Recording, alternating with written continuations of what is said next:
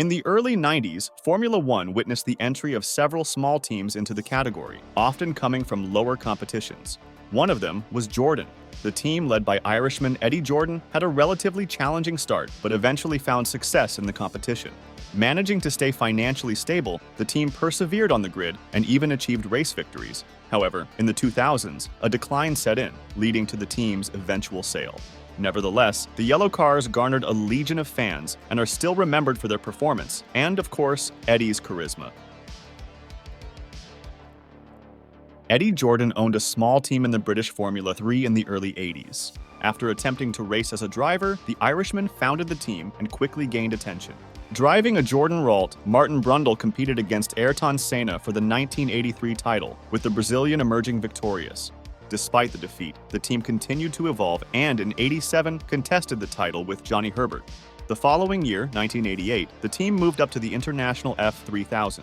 Still with Herbert at the wheel, the team won the first race, and in '89 it clinched the Drivers' Championship with John Alesi. At that point, Jordan aspired to compete in F1, but lacked significant sponsorship. In '88, the team owner placed Camel Tobacco brand decals on Herbert's car. Later, a deal with an Autosport journalist resulted in the car's photo printed in the magazine's cover, attracting the company's sponsorship. The connection between the brand and Jordan deepened with the employment of Martin Donnelly, a Camelback driver. The F1 project took shape at the end of '89, and initially Jordan considered buying Lotus, which also had Camel's sponsorship. However, this idea fell through. Jordan decided to invest his personal money, hired designers, and produced the car in October 1990.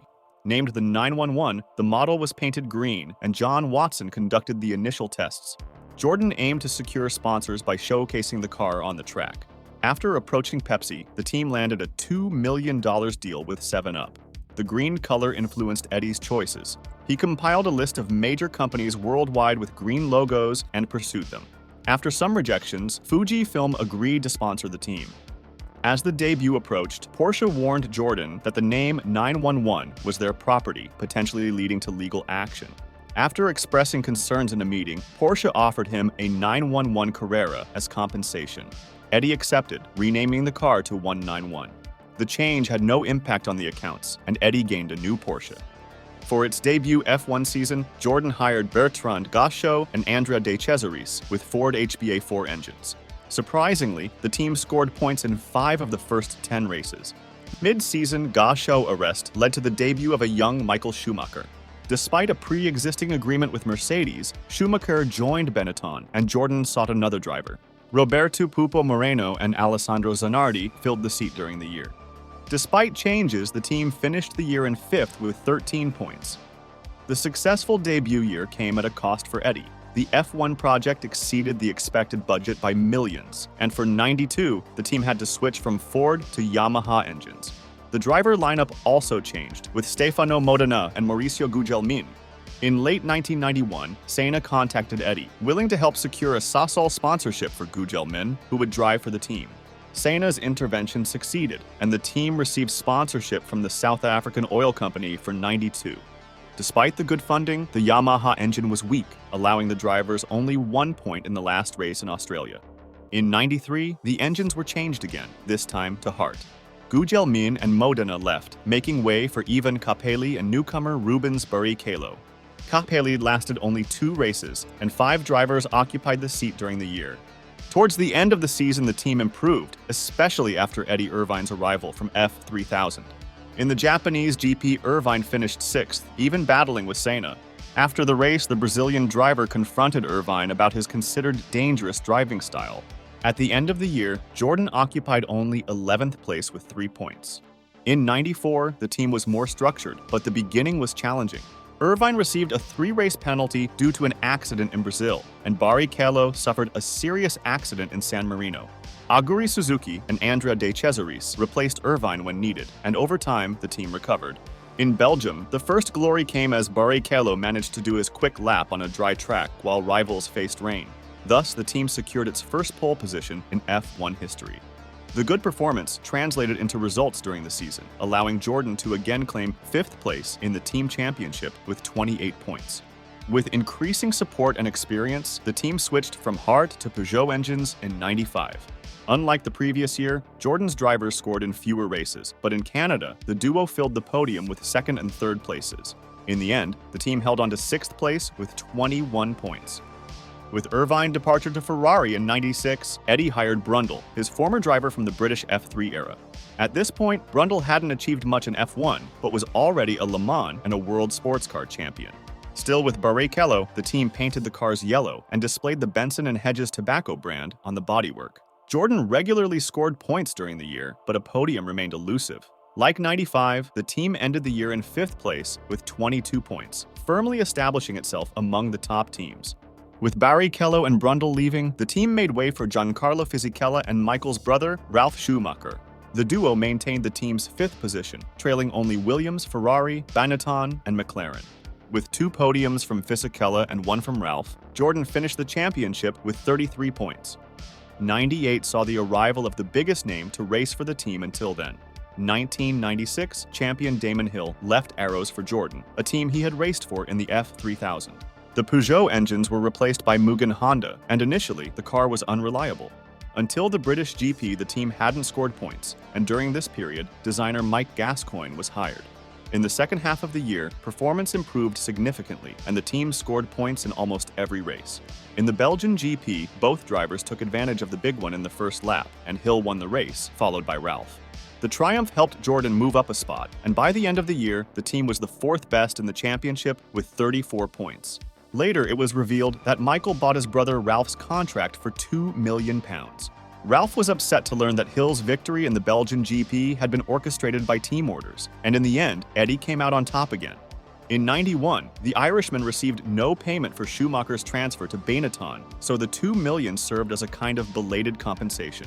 In place of Ralf, the team hired Heinz-Harald Frentzen, who seriously competed for the driver's title in '99. With wins in the French and Italian GPs, Frentzen faced Irvine and Hakkinen, but in the end, the rivals' cars made the difference. Hill had a different situation. Scoring only occasionally, the driver finished the championship in 12th place and retired at the end of the year. That was the team's best year, now appearing as the third force in F1, but the result didn't repeat in 2000. Jarno Trulli replaced Hill, and points came in only 4 races. Frentzen also couldn't replicate the previous year's performance, with his best results being 2 third places. The decline left Jordan in the 6th final position with only 17 points. At the end of the year, Mugen left F1, and Honda began supplying engines directly to the team. BAR, also receiving Honda equipment, complained about the decision, sparking a behind-the-scenes battle over Honda supply. Frentzen's disagreements with Eddie reached a critical point, and the team boss dismissed the driver. Eddie initially put Ricardo Zonta, but later changed his mind and hired Jean Alesi. Despite all the problems, in 2001, the team breathed a sigh of relief. Trulli, Alesi, and Frentzen scored points, and Jordan returned to 5th place in the final standings.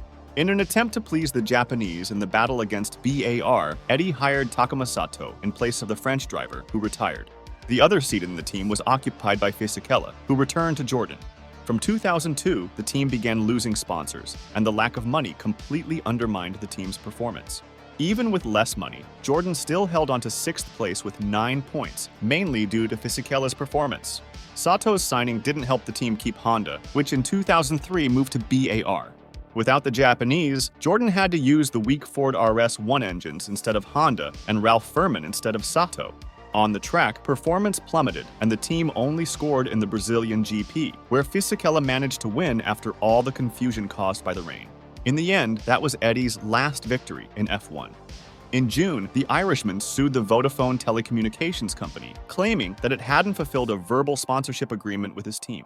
In addition to dropping the lawsuit, Jordan had to pay the costs for the company.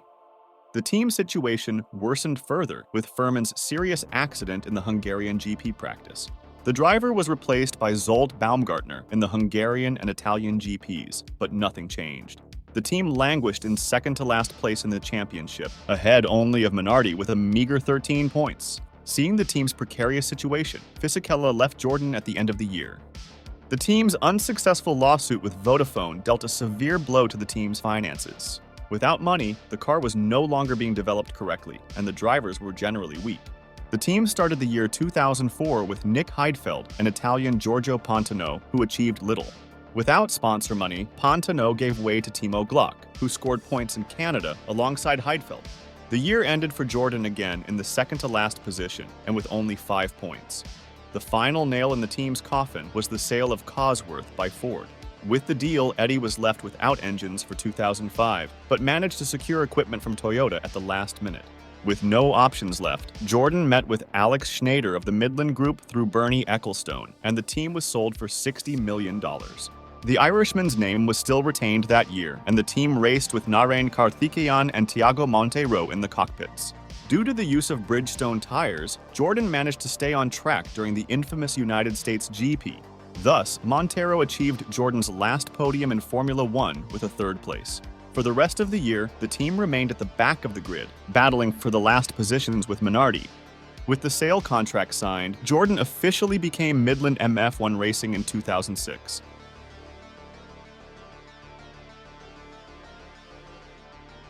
If you enjoyed the video and want more information about Formula One, IndyCar, and others, subscribe to the channel. Questions, suggestions, or tips are always welcome. Leave them in the comments below. Until next time.